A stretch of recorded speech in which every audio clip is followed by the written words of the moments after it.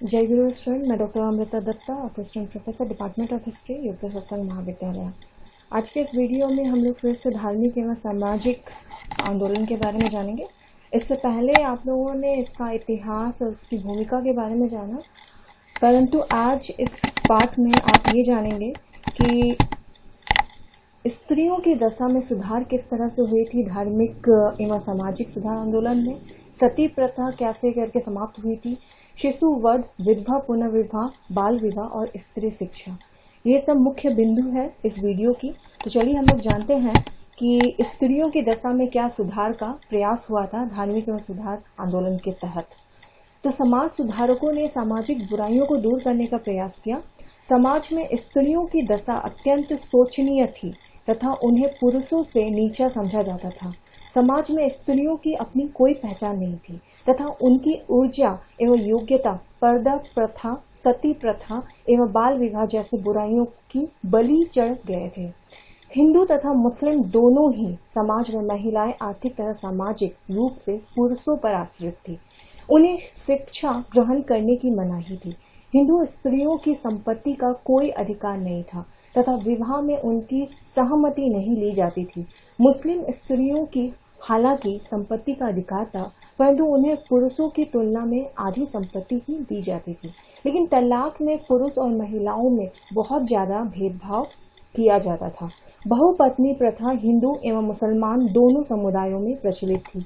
पत्नी एवं मातृत्व दो ही ऐसे अधिकार क्षेत्र थे जहां महिलाओं को समाज में थोड़ी बहुत मान्यता प्राप्त थी। सामान्यतः महिलाओं का उपभोग की वस्तु माना जाता था तथा ऐसी अवधारणा थी कि उसका जन्म पुरुषों की सेवा करने के लिए ही हुआ था। साथ ही साथ हम लोग उस समय 19वीं शताब्दी में ये भी देखे थे कि समाज में उनका जो अपना कोई पृथक अस्तित्व नहीं था तथा उनकी सभी गतिविधियों एवं क्रियाकलापों का निर्धारण पुरुषों द्वारा ही किया जाता था। यद्यपि समाज के कुछ बात का साक्षी भी बना कि जब कभी भी महिलाओं की उपेक्षा क्षेत्र ऐसे थे जिनमें महिलाओं ने उल्लेखनीय कार्य भी किए थे, किंतु ऐसी महिलाओं की संख्या बहुत अल्प थी। इतिहास इस की गई तब तक सभ्यता अवनति की ओर उन्मुख हुई थी। समाज सुधार अभियान, स्वतंत्रता संघर्ष एवं स्वतंत्रता प्राप्ति के पश्चात अनेक ऐसे उदाहरण जहां महिलाओं ने उल्लेखनीय योगदान दिया था। भारतीय संविधान में महिलाओं की दशा सुधारने हेतु अनेक प्रावधान किए गए थे। सभी समाज सुधारकों ने महिलाओं की दशा सुधारने हेतु अपना ध्यान केंद्रित किया तथा अपील की गई कि महिलाओं को समाज में उनका दर्जा प्रदान किया जाए। साथ में समाज सुधारकों ने घोषित किया कि ऐसा कोई भी समाज सभ्य एवं विकसित नहीं हो सकता जहां महिलाओं से भेदभाव किया जाता तथा उनकी स्थिति दोयम दर्जे की थी। समाज सुधारकों ने स्त्रियों के विरुद्ध आरोपित की गई विभिन्न कुरीतियां आलोचना की तथा इन्हें दूर करने के लिए प्रशंसनीय कदम उठाए गए। उन्होंने सरकार से भी अपील की कि वह समाज में महिलाओं की दशा सुधारने के लिए पहल करे एवं स्त्रियों से संबंधित विभिन्न कुप्रथाओं को दूर करने के लिए कदम उठाए। उन्होंने मांग की कि महिलाओं की मध्यकालीन तथा सामंतकालीन छवि को दूर किया जाए। समाज सुधारकों के इन्हीं प्रयासों का प्रतिफल था कि सरकार ने स्त्रियों की दशा सुधारने के लिए अनेक कदम उठाए तथा अनेक कानून बनाए। साथ में इस वीडियो में आप सती प्रथा के भी बारे में जानेंगे। आप लोग ये जानते थे कि सती प्रथा क्यों की जाती थी। तो राजा राम मोहन राय ने सती प्रथा को स्त्रियों के साथ किया गया घोर अन्याय बताते हुए इसे समस्त हिंदू समाज के लिए शर्मनाक कहा। उन्हीं के प्रयत्नों का परिणाम था कि सरकार ने सती प्रथा को दंडनीय अपराध घोषित किया तथा ऐसा करने वालों को दंड देने का नियम बनाया। सरकार ने स्त्री को बलपूर्वक जलाए जाने की हत्या के बराबर अपराध घोषित कर दिया तथा इस प्रथा को प्रोत्साहित करने वालों पर फौजदारी मुकदमा चलाने की घोषणा की। 1829 में सती प्रथा के विरुद्ध एक कानून पास करके इसके 17वें नियम के अनुसार विधवाओं को जीवित जलाना बंद कर दिया गया। सबसे पहले यह नियम बंगाल में लागू किया गया, फिर 1830 में यह मद्रास एवं बम्बई में भी लागू किया गया। शिशु वध भी इस समय बहुत ज्यादा प्रचलित थी। जैसे कि यह क्रूर प्रथा बंगालियों और राजपूतों में प्रचलित थी। इस प्रथा के अनुसार आर्थिक बोझ मानकर या अन्य कारणों से बालिकाओं की बचपन में ही हत्या कर दी जाती थी। प्रबुद्ध भारतीयों तथा अंग्रेज दोनों ने ही इस प्रथा की तीव्र आलोचना की। अंततः कानून बनाकर शिशु हत्या को साधारण हत्या के बराबर अपराध मान लिया गया। भारतीय रियासतों के रेजिडेंटों से भी कहा गया कि वे ऐसे मामले को सदोष मानव हत्या के बराबर अपराध माने। तो 1795 में बंगाल में 21वें अधिनियम तथा 1804 में तीसरे अधिनियम के अनुसार कानूनी तौर पर शिशु हत्या को मानव हत्या के बराबर अपराध घोषित कर दिया गया और 1870 में इस प्रथा को रोकने के लिए कुछ और कानून बनाए गए। जो इस वीडियो का सबसे महत्वपूर्ण ये केंद्र बिंदु है कि शिशु वध और सती प्रथा। साथ ही विधवा पुनर्विवाह भी उस टाइम बनाया गया, जैसे कि यह ब्राह्मण समाज के कार्य क्षेत्रों में एक अत्यंत प्रमुख मुद्दा था। उसने इसे लोकप्रिय बनाने के लिए सराहनीय कार्य किया। लेकिन इस क्षेत्र में सबसे महत्वपूर्ण योगदान ईश्वर चंद्र विद्यासागर, जो 1820 से 1891 के तक थे। ईश्वर चंद्र विद्यासागर संस्कृत कॉलेज कलकत्ता के आचार्य थे। उन्होंने संस्कृत और वैदिक उल्लेखों से यह सिद्ध किया कि वेद विधवा पुनर्विवाह की अनुमति देते हैं। उन्होंने लगभग 1000 हस्ताक्षरों से युक्त एक प्रार्थना पत्र सरकार को भेजा। अंततः उनके प्रयत्नों में 1856 में हिंदू विधवा पुनर्विवाह अधिनियम बना, जिसके अनुसार विधवा विवाह को वैध मान लिया गया और ऐसे विवाह से उत्पन्न हुए बच्चे वैध घोषित किए गए।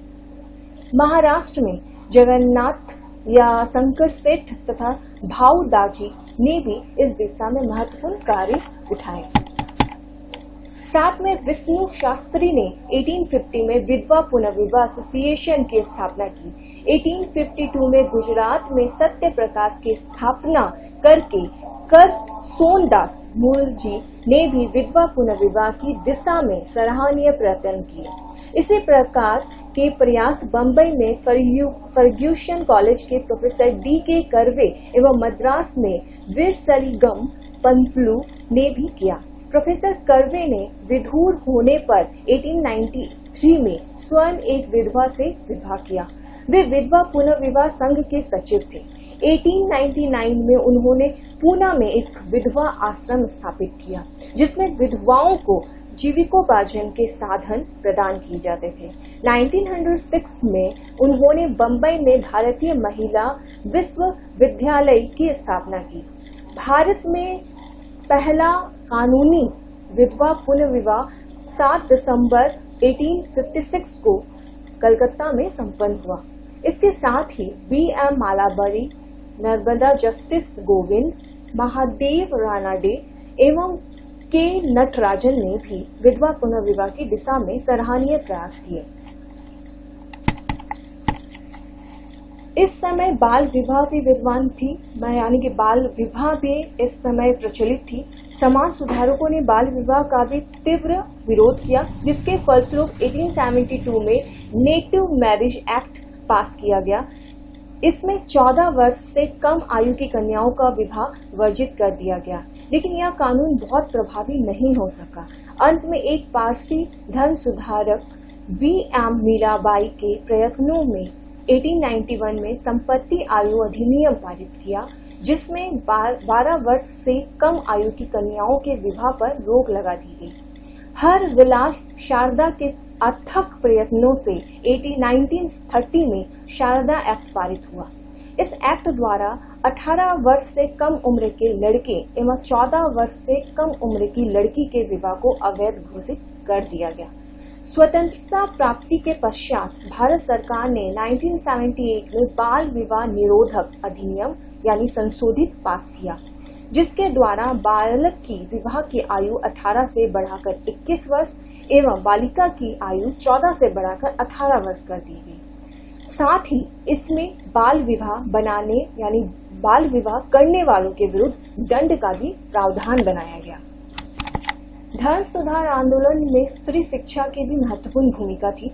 जैसे कि 19वीं शताब्दी में समाज में यह भ्रांति व्याप्त थी कि हिंदू शास्त्र स्त्री शिक्षा की अनुमति नहीं देते तथा शिक्षा ग्रहण करने पर देवता उसे वैधव्य का दंड देते हैं। इस दिशा में सबसे पहला प्रयास ईसाई मिशनरियों ने किया तथा 1819 में कलकत्ता तरुण स्त्री सभा की स्थापना की। 1849 में कलकत्ता एजुकेशन काउंसिल के अध्यक्ष J.E.D. बैथुन ने बिथेन स्कूल की स्थापना की। बैथुन द्वारा किया गया प्रयास स्त्री शिक्षा की दिशा में की गई पहली सशक्त पहल थी, किंतु स्त्री शिक्षा के क्षेत्र में ईश्वर चंद्र विद्यासागर की देन महान है।